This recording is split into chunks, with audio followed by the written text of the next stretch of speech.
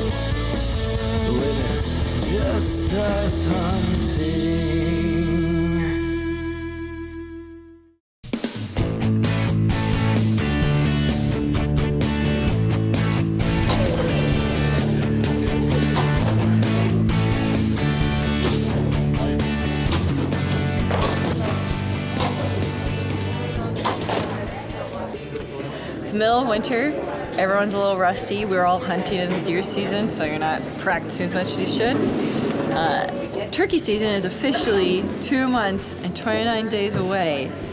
So we're out here practicing to get our muscles and our shoulders all warmed up so we can double down on the opening weekend for turkeys. Oh, turkey!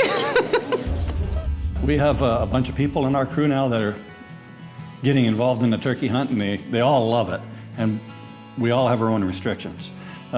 John seems to have the best of the world when it comes to turkey hunting. Because of his job, he can get out early in the morning, which is ideal for turkey hunting, right? Whereas I'm usually underground before it gets daylight, so I can only hunt in the evenings.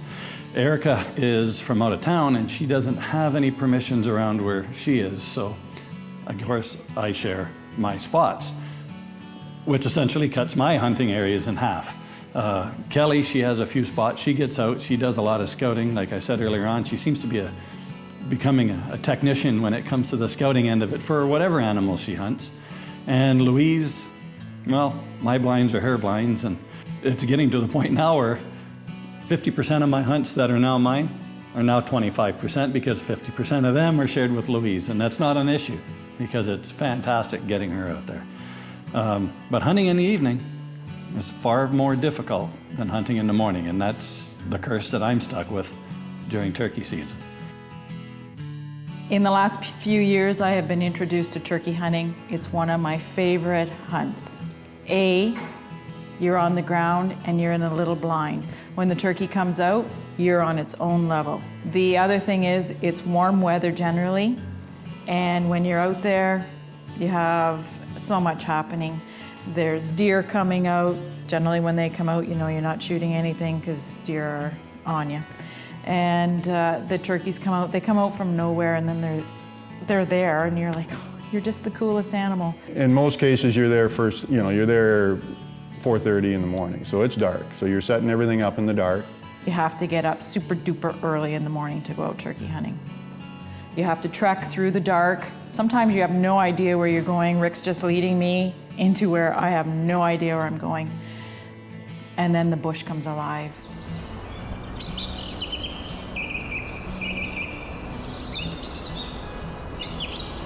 "5:30, even as early as 5 o'clock, you'll hear birds on the roost gobbling.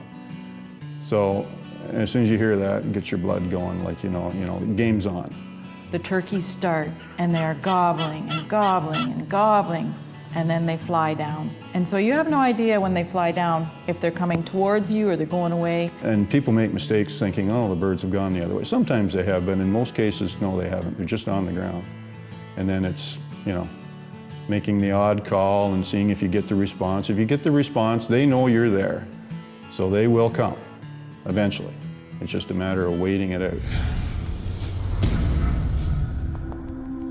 This segment brought to you by Lake Huron Chrysler.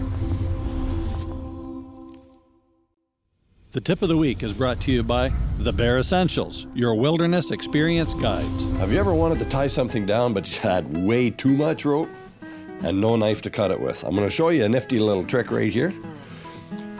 Grab the rope where you want to cut it, mark it, and then put the rope on the ground. Stand on the rope so that that black mark is halfway between your feet. And I'm going to show you how to cut it without a knife.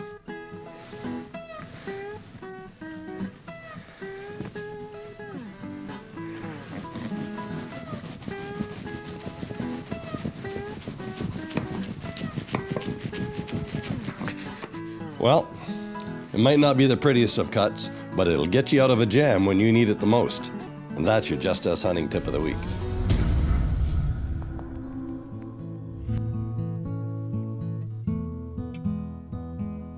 We hunt with a blind, and on these blinds you have mesh that covers the windows. As long as you're wearing dark clothing inside, you're virtually invisible. It's great for hunting because you can get away with murder. It's not that great for filming. So lately we've been getting the mesh out of the way, so it takes that much more stealth, if you will. You have to be careful because even though you're hard to see in there, their eyes are pretty good and will pick you up. So you still have to be careful, more so than if you had the blind down. This is unreal. Louise and I went out one day, and it was incredible. Like, we went out there, we had 8 toms, big mature toms, come running in. Now again, I'm using a longbow at the time, and had a compound there. It's a dead bird. They were like 18 yards away, but with a longbow, I wanted them closer, and it was amazing. It was good footage. It was something that Louise had never experienced, having that many mature birds in. So I had a good season. I had good opportunities, and because of my darn shoulder, I missed 3.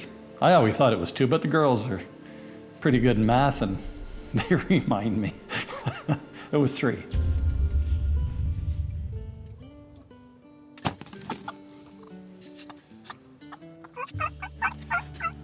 Can you believe that?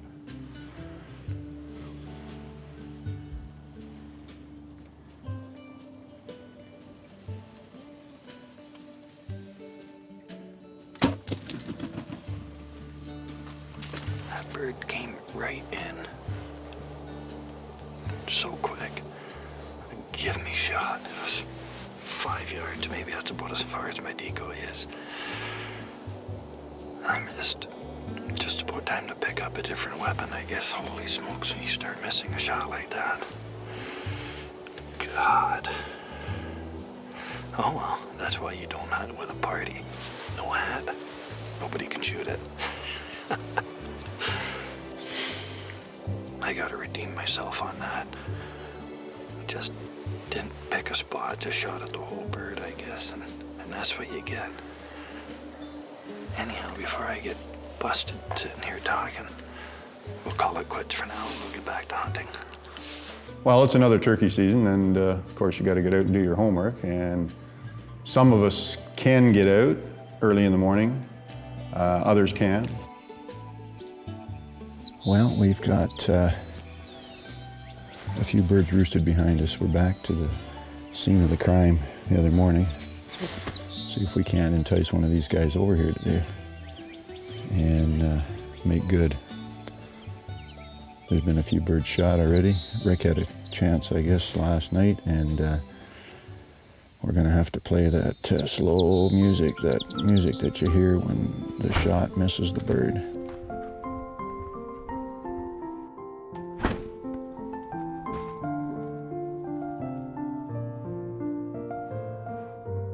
I'm not gonna get too wound up about it yet because I haven't had a shot yet, so. Anyway, good luck out there today, girls. Erica, Kelly, and Rick. Well, isn't that quite a sight out there? That's what I meant by the rest of them down at the end of the field. I could only hear this one up here early on, but then these other guys lit up at the end of the field, so we'll just see what happens here. They generally roost in a certain area, and they have their same routine pretty much. They'll fly down and do their same little route. So you try and set up to intercept them. I use decoys, or decoy, I guess, and make the calls. So you're trying to just entice them over to where you are.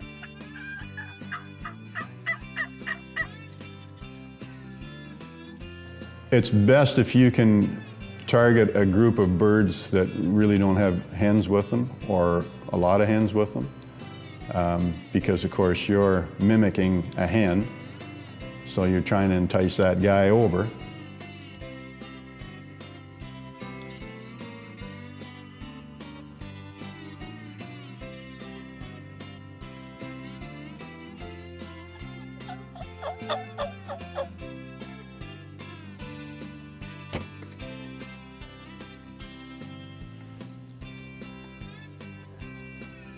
Your mind is absolutely blank when you're drawing the bow back and taking the shot. It's just concentrate on picking a spot, picking a spot, picking a spot. And you got to make sure you pick a spot. If you shoot at the bird, just shoot at the bird, 9 times out of 10 you miss the bird. You got to pick the spot. It kind of caught me flat-footed. I was going to shoot off my knees with my pillow, but I got sitting back up here again on the stool to adjust the camera, and all of a sudden these guys decided to come in, so there's no making any switches then. So anyway, that's my excuse, I guess. Shot high.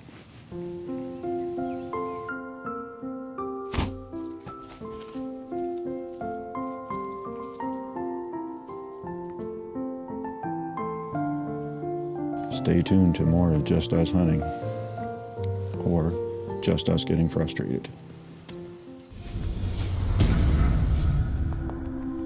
This segment brought to you by APA Bows.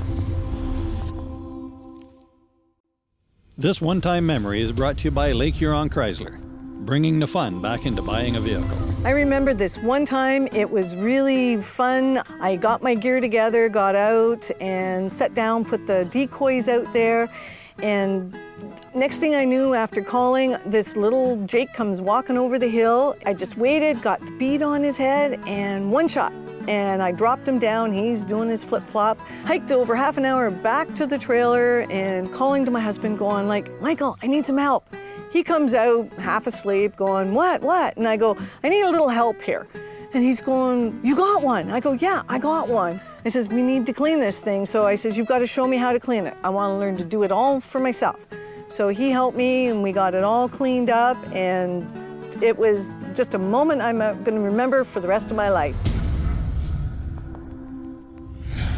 We're going into a small field back here. We're going to see if we can't hear some turkeys gobbling, and maybe we'll be able to put them to roost and maybe come out in the morning too. I've come to realize that my favorite part of hunting is scouting. It's all the pre-season get ready where you're getting really active and involved and you're looking out for turkey tracks or deer rubs and scrapes. Like, that's my favorite part of hunting. The second favorite part is the actual kill shot, and then all that stuff in between where you're sitting and waiting is not my favorite. But I love scouting for things, and I'm learning more and more about it, and I'm putting a lot of effort into it. Kelly's a real trooper. She's not a big girl. She goes out, she's got this big honking blind. She's got her decoy, she's got her chair, she's got her bow, she's got her camera equipment and everything. And she's pulling all of this stuff. How she sets up the blind by herself, I have no idea, but she does it. She's a real trooper. Time to pack up. Not much luck. Heard a little bit, didn't see much. I don't really know where we're gonna go tonight. I'm getting fed up with these turkeys. Turkeys are new, so up until this point I've shot bears, and bait, sit and wait, and they show up.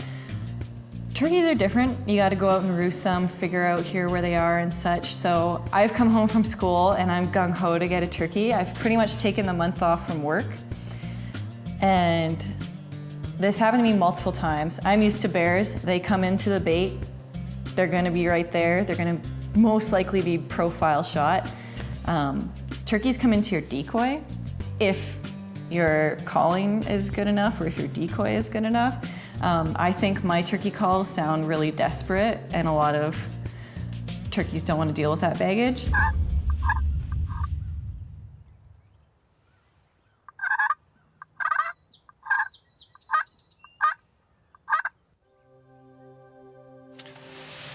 This guy is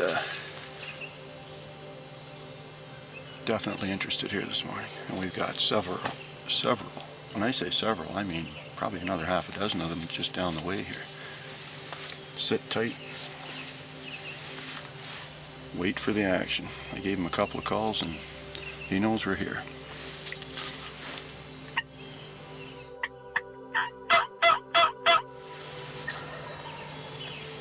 Well, day 2 worked out a lot better. Almost identical thing happened. The birds flew down, the mature bird came in, and these jakes ran them off again. So they disappeared into the bush, and eventually I was able to entice the jakes, a group of jakes, and I think there was, I'm pretty sure there was 5. There might have been 6 birds in total, but they circled around to my right, down over the hill, and then came back across right directly in front of me, and they just, all 5 of them appeared just like right in front of the blind. I had to pick one bird. They were in a group, so I had to wait for them to separate.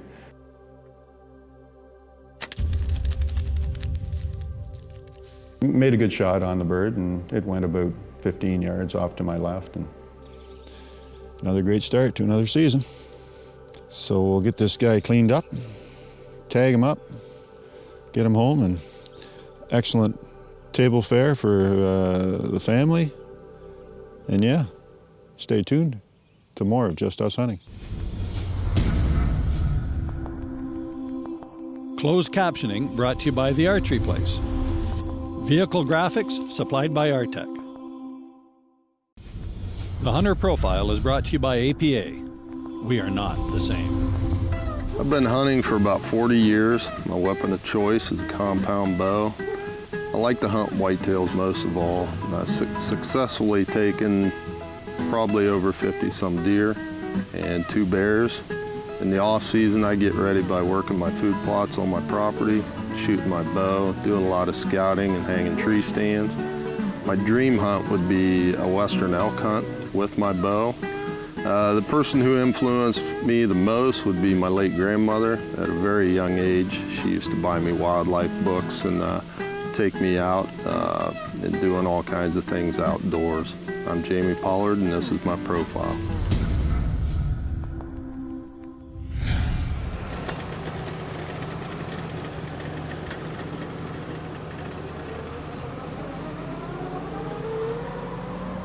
So, we thought the tractor was done going by here tonight.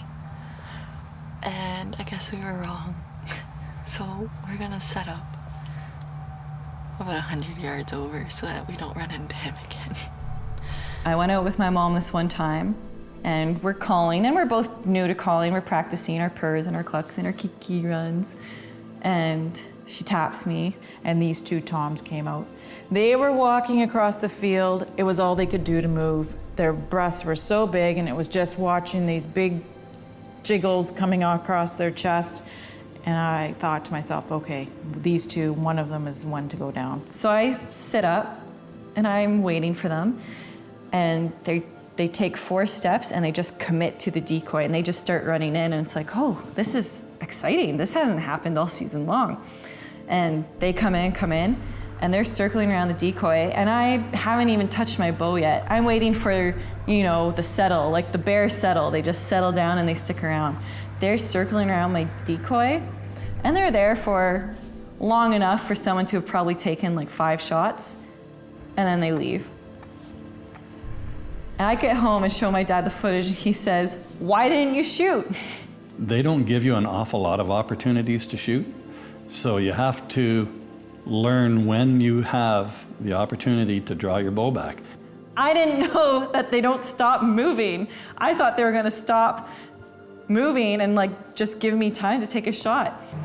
Oh, I'm so frustrated, and my mom said that everything's a learning experience, but I really count on Erica's screwing these things up first so that I can learn from them later. Like, because she shot the blind last year, I know to keep the blind a lot wider so that I don't shoot the blind, and I know to check my own equipment so that I come out with broadheads and not field tips.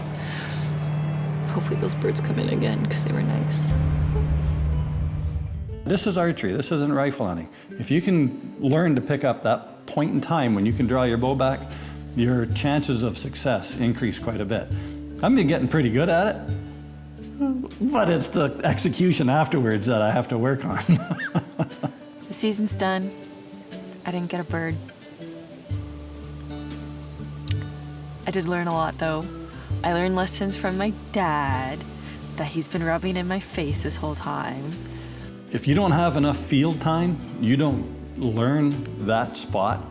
And I think that's what Kelly has been learning over the last few years with her learning curve, is trying to pick out that time, that one point in time that you can draw that back.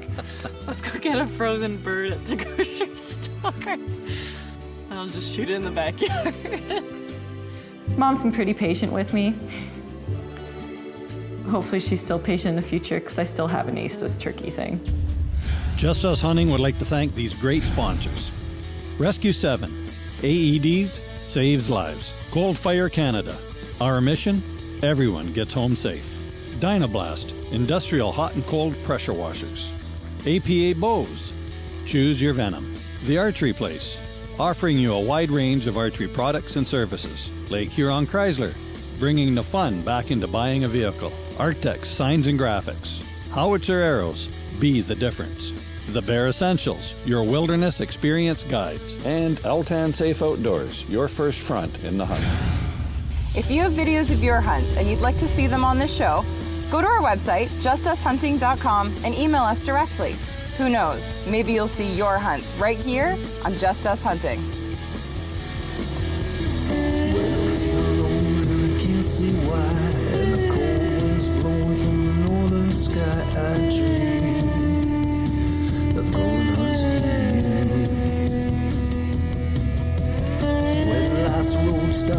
Getting rough when I stop believing I'm not tough enough to